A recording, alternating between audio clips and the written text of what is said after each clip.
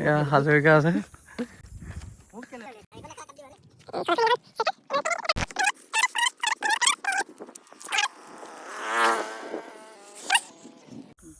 Hello' guys, আজি আপোনালোকৰ ষ্ট্ৰমখনৰ অকণমান ৰিভিউ দিওঁ বুলি ভাবিলোঁ। ভিডিঅ'টো স্কিপ নকৰাকৈ চাব, তেতিয়াহে ভালকৈ বুজি পাব। এইখন ষ্ট্ৰম 2015 চনৰ LX মডেল। আহক এবাৰ গাড়ীখন ভালকৈ চাই লওঁ। গাড়ীৰ কালাৰ পূৰা অৰিজিনেল পেইণ্টত আছে।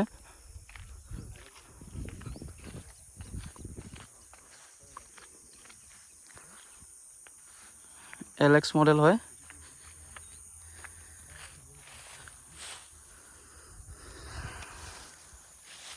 টায়াৰ কণ্ডিশ্যন মোটামুটিহে ঠিক আছে, দুটাটো ভাল হৈ আছে, দুটা অকণমান সলাব লাগিব। স্ক্ৰেচ বুলিবলৈ এইকণে আছে আৰু বেলেগ স্ক্ৰেচ নাই।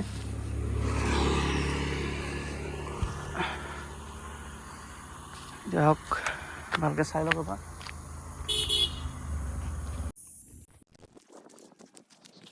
এতিয়া আপোনালোকক এবাৰ ভিতৰটো দেখাই লওঁ।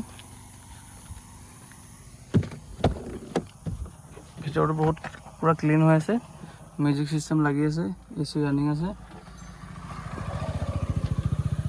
পাছফালটো চাই লওঁ।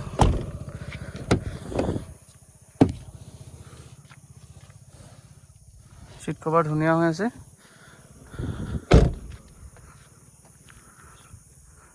বেক চাইডটো গাড়ীখনটো সম্পূৰ্ণকৈ দেখালোঁ। গাড়ীখনৰ এক্সিডেণ্টেল একো নাই। আৰু এতিয়া দামৰ ক্ষেত্ৰতো দাম ৰাখিছোঁ 3,80,000, কিন্তু আহিব কিবা এটা মিলাই দিম তাতো। 2015 চনৰ গাড়ী হিচাপত, XUV গাড়ী হিচাপত বহুতেই কম দাম। আৰু আপোনালোকে মাৰ্কেট ট্ৰাই কৰি চাবও পাৰে, ইমান কমত নাপাব চাগে চাফাৰী ষ্ট্ৰম। আৰু ৰিফাইনেন্স কৰিবলৈ হ'লে আপোনালোকে মিনিমাম 1 লাখ টকা দিলে ওলাই যাব। তাতকৈ কমতো ওলাব আছে, মিনিমাম 1 লাখ টকাত ওলাই যাব। আৰু আমাৰ গাড়ী বাকী গাড়ীবোৰ এখন এখনকৈ দেখাই থাকিম, আপোনালোকে ভিডিঅ'বোৰ চাই থাকিব। এয়া হাজৰিকা আছে। এইখন এখন সেইদিনাখন চুইফ্টখন এখন ৰেডি কৰি ৰাখিছোঁ, চব ক্ৰম চ্ৰম লগালোঁ, অকণমান ধুনীয়া কৰিলোঁ। আৰু এখন ডিজেল ভেৰিয়েণ্টৰ চুইফ্ট 12 চনৰ, সেইখনো ধুনীয়া হৈ আছে, অকণমান লেতেৰা হৈ আছে, বাকী দাগি দুগা নাই, দাগি দুগা অলপো নাই।